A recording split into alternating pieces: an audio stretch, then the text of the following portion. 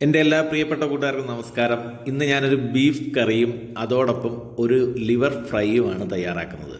വളരെ ഈസിയായി പഠിക്കാം, വളരെ ടേസ്റ്റിയായി കഴിക്കാം.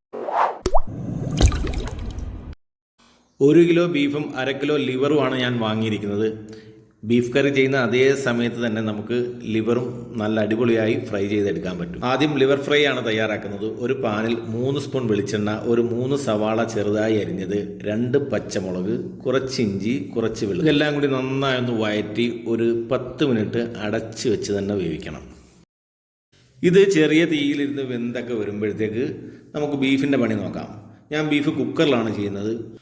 അതിലേക്ക് ഒരു 3 സ്പൂൺ വെളിച്ചെണ്ണ, ഒരു 5 സവാള ചെറുതായി അരിഞ്ഞത്, ഒരു 5 പച്ചമുളക്, കുറച്ച് ഇഞ്ചി, കുറച്ച് വെളുത്തുള്ളി, ഇത് നന്നായി ഒന്ന് വഴറ്റി അടച്ച് വെച്ച് ചെറിയ തീയിൽ ഒരു 10 മിനിറ്റ് അതും വേവാനായിട്ട് വെക്കുക. ഇപ്പോൾ ലിവർ ഫ്രൈക്ക് വേണ്ടി നമ്മൾ തയ്യാറാക്കി വെച്ചിരുന്ന ഉള്ളിയൊക്കെ നന്നായി എണ്ണയിൽ കിടന്ന് ഒരു ബ്രൗൺ നിറമായിട്ടുണ്ട്. ഈ സമയത്ത് നമുക്ക് മസാലകൾ ചേർക്കണം. 1 സ്പൂൺ മഞ്ഞൾപ്പൊടി, 1 spoon Kashmiri chilli powder, 2 spoon മല്ലിപ്പൊടി, കുറച്ച് ഗരം മസാലയും കുറച്ച് കുരുമുളക് പൊടിയും. ഇതെല്ലാം ഈ എണ്ണയിൽ തന്നെ നന്നായി ഒന്ന് റോസ്റ്റ് ചെയ്തെടുക്കണം. ഇനി കഴുകി വൃത്തിയാക്കി വെച്ചിരിക്കുന്ന ലിവർ എടുത്തിട്ട് ഈ മസാലയുമായി ചേർത്ത് നന്നായി ഒന്ന് കൂട്ടി യോജിപ്പിച്ച് 1 ഗ്ലാസ് വെള്ളവും ആവശ്യത്തിന് ഉപ്പും ചേർത്ത് അടച്ച് വെച്ച് ഒരു 10 മിനിറ്റ് ചെറിയ തീയിൽ നന്നായി വേവിച്ചെടുക്കണം. ഈ സമയം കൊണ്ട് തന്നെ നമ്മുടെ ബീഫ് കറിക്കുള്ള ഉള്ളിയൊക്കെ നന്നായി വെന്തിട്ടുണ്ട്. ഇതിലേക്ക് 1 സ്പൂൺ മഞ്ഞൾപ്പൊടി, 2 സ്പൂൺ കാശ്മീരി ചില്ലി പൗഡർ, ഒരു 5 സ്പൂൺ മല്ലിപ്പൊടിയും, കുറച്ച് കുരുമുളക് പൊടിയും, കുറച്ച് ഗരം മസാലയും, ഇതെല്ലാം കൂടെ ചേർത്ത് നന്നായി വഴറ്റി അതിൻ്റെയും പച്ചമണമൊക്കെ മാറിയതിന് ശേഷം നമുക്കിതിലേക്ക് നമ്മൾ കഴുകി വൃത്തിയാക്കി വെച്ചിരിക്കുന്ന ബീഫ് എടുത്തിട്ട് 1 ഗ്ലാസ് വെള്ളവും ഒഴിക്കാം. ആവശ്യമുണ്ടെങ്കിൽ വെള്ളം ഒഴിക്കാം, അല്ലെങ്കിൽ ബീഫിനകത്ത് വെള്ളമുണ്ട് എങ്കിലും നമ്മൾ ചോറിൻ്റെ കൂടാണ് ഇത് കഴിക്കുന്നത്. അതുകൊണ്ട് ഞാൻ ഇച്ചിരി ഗ്രേവിക്ക് വേണ്ടി ഞാൻ 1 ഗ്ലാസ് വെള്ളം ഒഴിക്കുകയാണ്. ആവശ്യത്തിന് ഉപ്പും ചേർത്ത് ചെറിയ 2 തക്കാളിയും കുറച്ച് മല്ലിയിലയും കറിവേപ്പിലയൊക്കെ ഇട്ട് നമുക്കിനി കുക്കർ അടയ്ക്കാം. ഇത് വലിയ പ്രായമില്ലാത്ത ചെറിയൊരു പോത്തായിരുന്നു, അതുകൊണ്ട് ഒരു 5 വിസിൽ മതിയാവും. ഇപ്പോൾ ഇപ്പുറത്തെ സ്റ്റൗവിൽ നമ്മുടെ ലിവറൊക്കെ വെന്ത് നല്ല മണം അടിക്കുന്നുണ്ട്.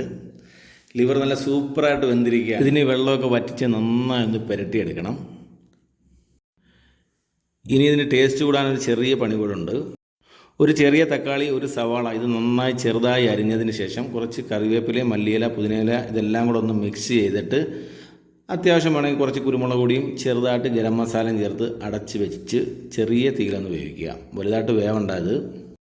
ഇതിനൊന്നും വലിയ സമയം എടുക്കത്തില്ല. നമ്മുടെ ബീഫ് വേവുമ്പോഴത്തേക്ക് ഇതെല്ലാം നമുക്ക് ചെയ്തെടുക്കാൻ പറ്റും. നല്ല ടേസ്റ്റാണ് ഇങ്ങനെ ചെയ്താൽ.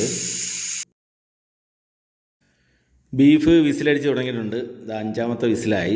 ഇനി നമുക്കിത് ആവിയൊക്കെ പോയതിന് ശേഷം കുക്കർ തുറന്ന് നോക്കാം. നല്ല അടിപൊളിയായിട്ട് ബീഫ് കറി റെഡി ആയിട്ടുണ്ട്.